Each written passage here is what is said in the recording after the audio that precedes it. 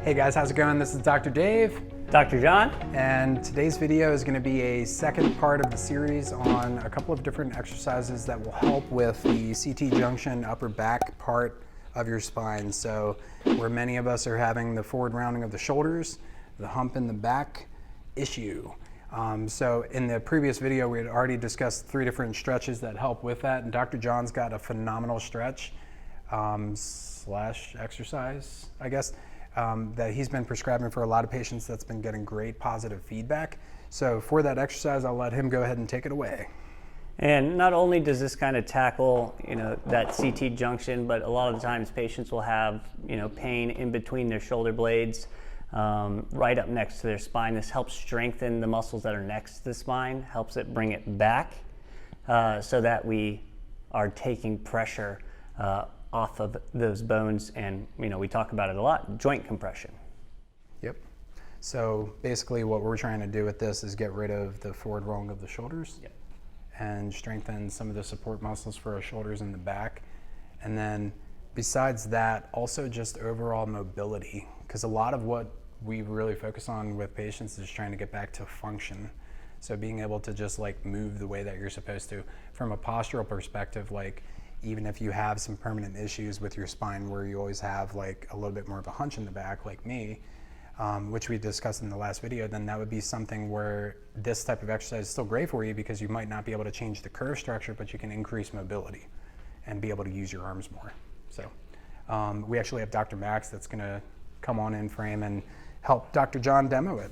It's a relatively easy thing to remember here, but the 4 letters that you want to think about are I, Y, W, and L.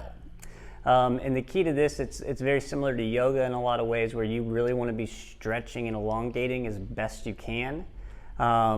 And then there's a couple cues that I'm going to give here for Max as we go through it to make sure that he's doing it correctly and making sure that he's getting the most out of this stretch. So for the I, very simply, hands above, and you're going to reach up as high as you can. It's not very far.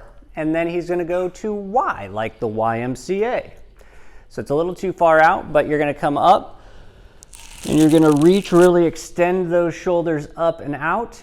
And then when you do the W, you're going to want to think about bringing your elbows and keeping your hands perpendicular to the body, no, parallel to the body, and trying to touch those elbows back behind. And as Max, I'm sure, will attest, the muscles that are your paraspinal muscles and the muscles that help contract your shoulder blades are going to be on fire. Mm-hmm. So that's what you're doing here. And again, Max is, there we go. You want to make sure you're not falling forward. You're not going to get the maximum out of the stretch. So you want to make sure those are nice and back. And in fact, when you're in that W position, if you start to bring your hands back, it'll light up your shoulders and all of the muscles around those scaps.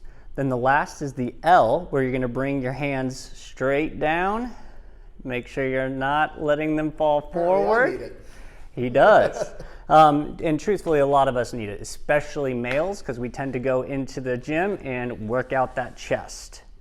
And as you can see, Max is having to shake out a little bit because it also fires up what's called your brachial plexus. But I'm going to have Max turn around here, and he's going to try it again. So he's going to go I, as high as you can, Y, and reach again, extend those shoulders, good, W,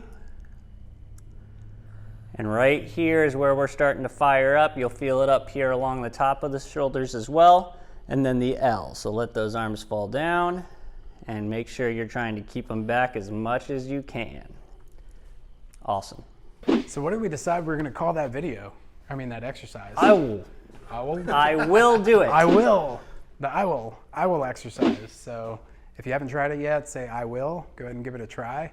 I think that's an original. I've never seen that before anywhere else. I feel like you... No, I would love to claim it as my own, but unfortunately, I learned that somewhere else.